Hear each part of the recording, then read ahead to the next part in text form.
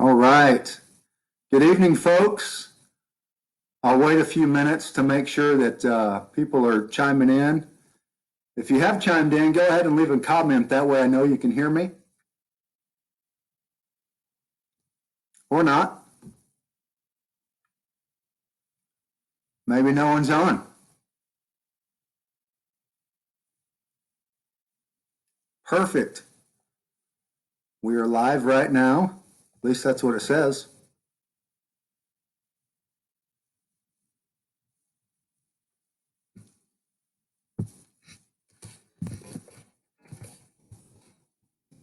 All right, there we go. Thank you, Aaron. I just wanted to make sure I wasn't talking to myself. All right. I'll wait a few minutes before we really start diving in so I know that people have tuned in. So hello to everyone. Hello to my family that's local, and hello to my family that may be tuning in from Colorado and Nebraska. So that's kind of neat that they're doing that. Hello to folks all across the nation as well. We've had a lot of people log in and join us during our e-assemblies and tune in with us. So that's kind of neat that happens. It reminds me of the words in John chapter 4, where Jesus is speaking to the woman at the well, and he says, the true worshipers will worship God in spirit. And man, is that ever true in our present situation? We're not together physically, but I know that we're together in this online format, but we're together in spirit as well, worshiping God. So that's kind of neat that we're living out Jesus's words now. Although we've always have done that with Christians across the world, but in our present situation, it's amplified, I think. I don't know about you, but I have been on Facebook way too much over the last 2 or 3 weeks. And if I'm being honest with myself, ever since I got a Facebook account, I've been on Facebook way too much. I've been a part of social media, and I recognize that now, especially being home as much as we are with this quarantine or self-isolation, shelter in place kind of deal. And that's just part of it at this point. And so we use Facebook to maybe go make the time pass faster or just check in with each other and see how each other's doing. I, for one, am enjoying all the humorous content that is being put out there. There's a lot of creative people with regards to the humorous content, all the memes and things like that are being posted.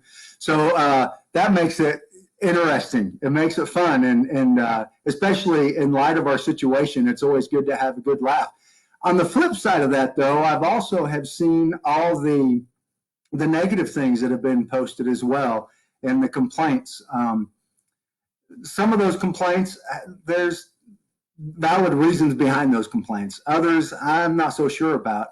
I've seen, it stinks having to be inside all the time and or social distancing, not being able to meet as a church family and things of that nature. And I get that. I don't like that either.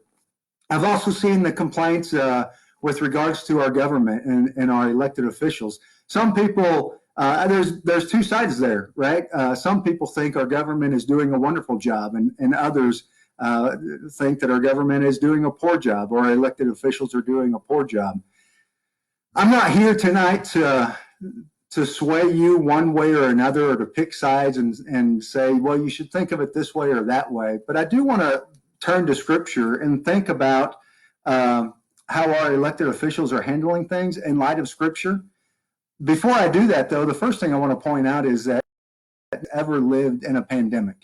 And so we're all in this together, and we're all kind of flying by the seat of our pants, especially our elected officials, as they're having to make some pretty big decisions. And so maybe a little bit of grace to go around to everybody as we learn in this together. Sure, we can look all the way back in history to past pandemics that have taken place, and we can implement some of the things that we've learned from those. But at the end of the day, it's a completely different disease and virus. And so we're having to learn how to handle this disease and how to handle this virus in different ways.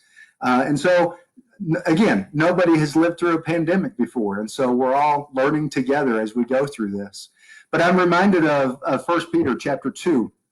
And in 1 Peter chapter 2, Peter addresses this issue with regards to elected officials, but really in Peter's time, it wasn't an elected official. It was whoever was the strongest, I guess you could say. But in order to understand this passage a little bit better, we need to understand the fact that Peter is writing to an audience that has been displaced from their homes in Rome, and they're now living in Asia Minor, having been forced out of their homes, out of their comfort zone, and they're living in a land that is not their own. They're living in homes that they didn't build. And so it's very trying for them in regards to that. And so Peter is writing to them and trying to encourage them. And I think even though our situation is vastly different than Peter's audience, the principles, I think, apply in a lot of different ways. And so in 1 Peter chapter 2, beginning in verse 13, I'm going to read 13 through 17 and then just pick out a couple of things that I want us to think about. And so here we go. I'll be reading from the ESV version. Be subject for the Lord's sake to every human institution, whether it be to the emperor as supreme or to governors as sent by him to punish those who do evil and to praise those who do good. For this is the will of God, that by doing good you should put to silence the ignorance of foolish people. Live as people who are free, not using your freedom as a cover-up for evil, but living as servants of God. Honor everyone, love the brotherhood, fear God, honor the emperor. And so the first thing I want to point out is in verse 13, at the very end of 17. At the very end of verse 17, it says, honor the emperor. And in the beginning of verse 13, be subject for the Lord's sake to every human institution. Bottom line, we have elected officials, and we need to honor them, and we need to show our respect to them. I'm not saying you can't disagree with them. I'm not saying that you have to agree with everything that they do, but we do have to honor them. But keep in mind that we do answer to a higher power, and that higher power is the one true living God. And so with that, we answer to God, and we also try our best to follow the things that are laid out for us by our elected officials, whether we like those things or not. But in that, too, there's something that Peter tells his readers, and that is that we're to do good. To understand this idea or this concept a little bit better, understanding that God is our higher power that we ascribe to and follow because he is the one true God.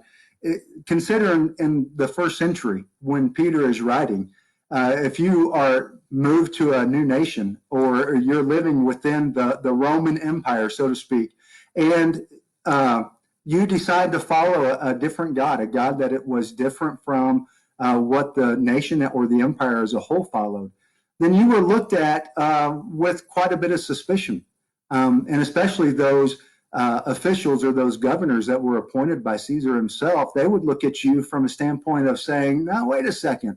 We got to be wary of this guy and suspicious of this guy because he's not following our gods.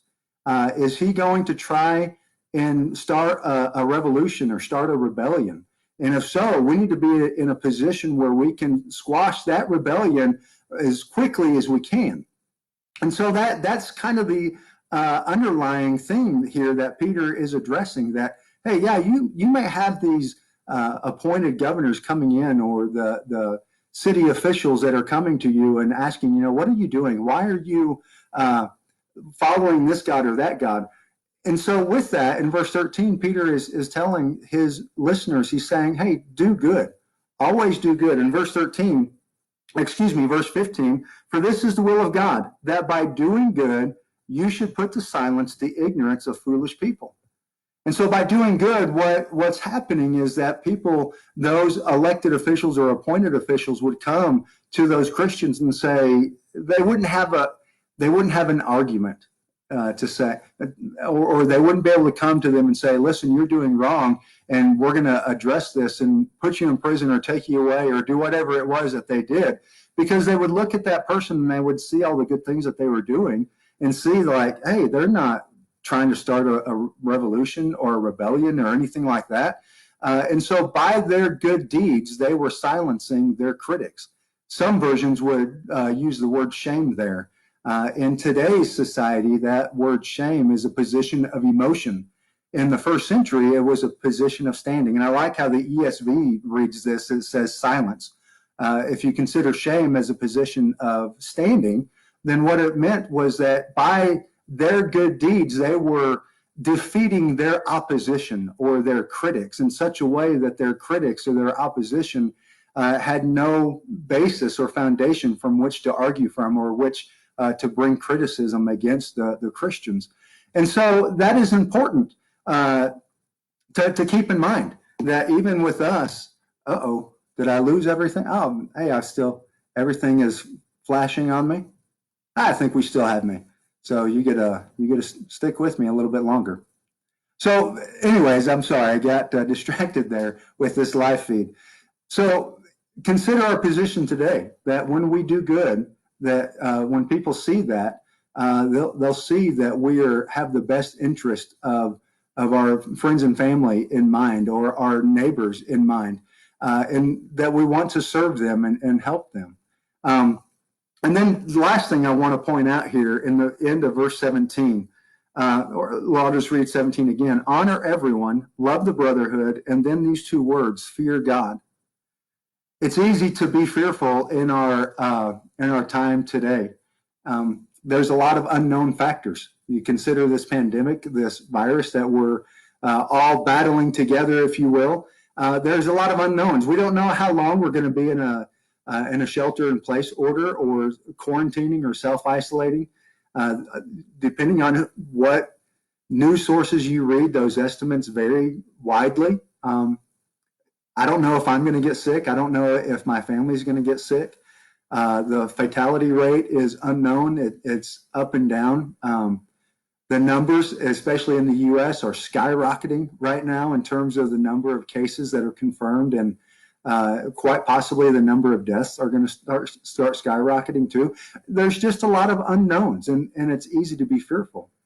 But in this, Peter tells his listeners, and I think it applies to us today, that we are to fear God, understanding that he is the one in control ultimately. He's the one that decides our fate, especially at the end of this life. And so what do we put our fear into? God is a known quantity, especially if we look at our Bibles and read through our Bibles. We know God's character, and we know how he will judge us in the end, if you want to think of it that way. And so our fear of God, or our awe of God, is where we need to be placing our energy. A virus is an unknown quantity.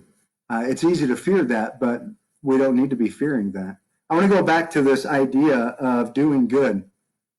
What are the things that we can do that are good? I think Peter addresses this later on in his letter to those Christians in Asia Minor.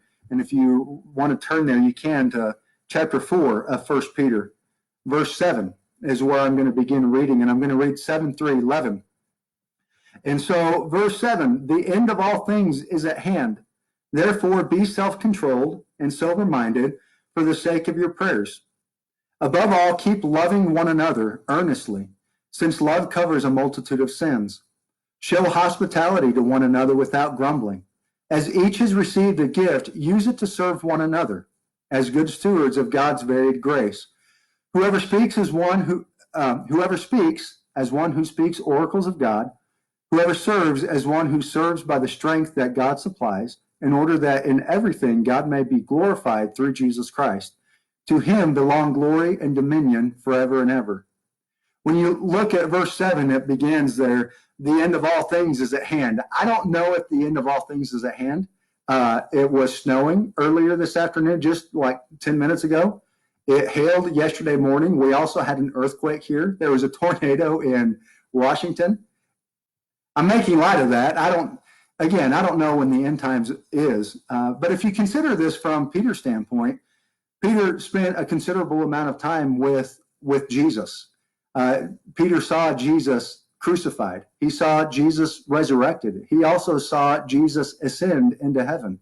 And so for Peter to make this statement, the end of all things is at hand, he truly believed that, because that was the next stage for him as a believer, that, hey, we're living in the end times and Jesus will come back again. Now, God's timing is way different than us for humans, if we think of it that way. And so I don't know when the end times is. The only one that does know is God himself. But Peter is writing from a standpoint that our prayers are to be out of self-control and out of a sober mind.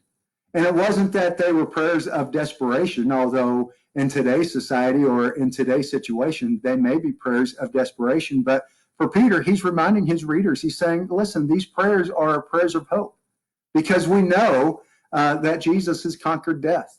Jesus has overcome. And so we have a lot to be hopeful for. I think the same is true with our situation today. Yeah, this virus, I may get sick. I don't know what those symptoms are going to be like, but I have a lot to hope for. Regardless of what this virus may do to me, loved ones, or the others, I have the hope that I will be with my Lord and Savior in heaven when this life ends for me. And so my prayers are to be of self-control and of a sober mind, knowing that I have a promise that awaits for me. And then Peter gets into these good things that I think we need to be doing. Verse 8, above all, keep loving one another. Verse 9, show hospitality to one another. Verse 10, as each has received a gift, use it to serve one another. He uses those one another phrases in all three verses: to love one another, show hospitality to one another, and serve one another. Look at verse 8 also. Love one another earnestly, since love covers a multitude of sins.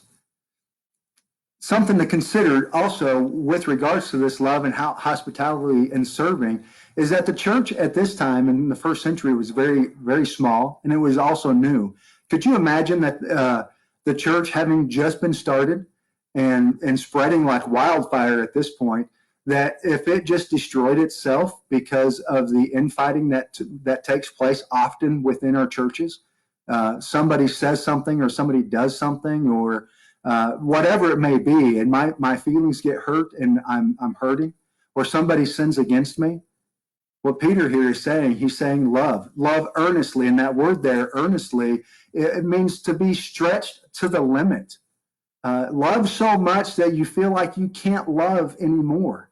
And when we love in that way, love covers over a multitude of sins. So that when somebody does wrong me or sins against me or my feelings get hurt, I'm able to work through those hurt feelings, and I'm able to work with my brother or sister and work through those things and come to a sense of forgiveness. Maybe I don't, but that love covers that multitude of sins, and I move beyond that.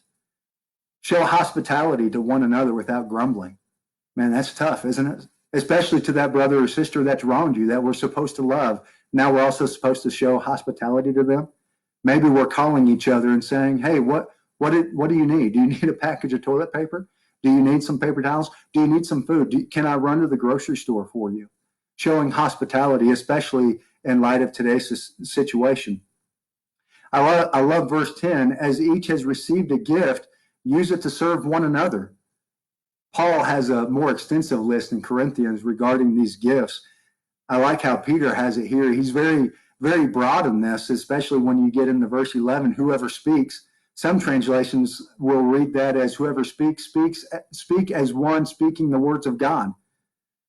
Whoever serves as one who serves by the strength that God supplies. God has given us all gifts. God has given us all talents that we can use. But we're to use that to build up one another and to love one another and show hospitality. And when we do that, what's happening is that we are glorifying God, and we are glorifying God through Jesus Christ. These are the good things that we're to be doing. And I know in our situation with regards to self-isolation or the shelter-in-place orders that are being issued across the nation, sometimes those things are hard to do. How do we love in our present situation? How do we show hospitality? How do we serve one another? I think we're going to have to get creative. We might have to pick up the phone, and for those that are my age and younger, we do a lot of texting.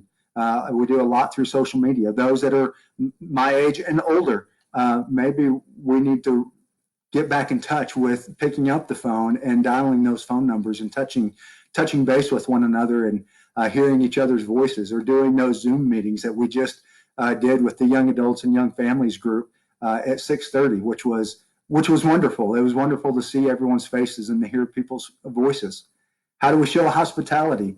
I'd mentioned before, just touching base with people and seeing if there's anything that we need or that people may need, and checking in with people, using our gifts to serve.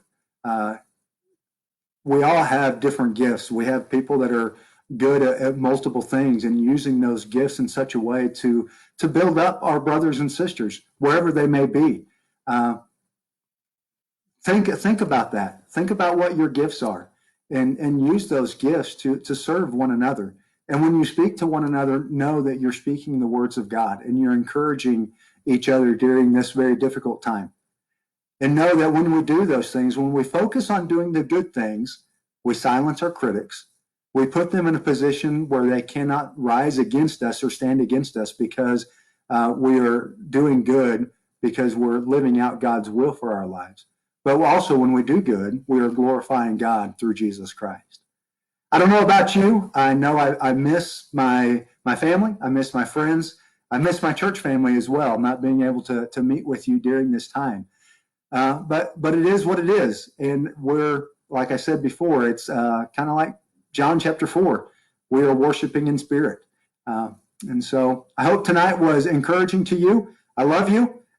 Stay connected to God through his word and through prayer, and also stay connected to each other, whether it's through Facebook or Zoom or picking up the phone and calling one another. Love you all. Have a great night.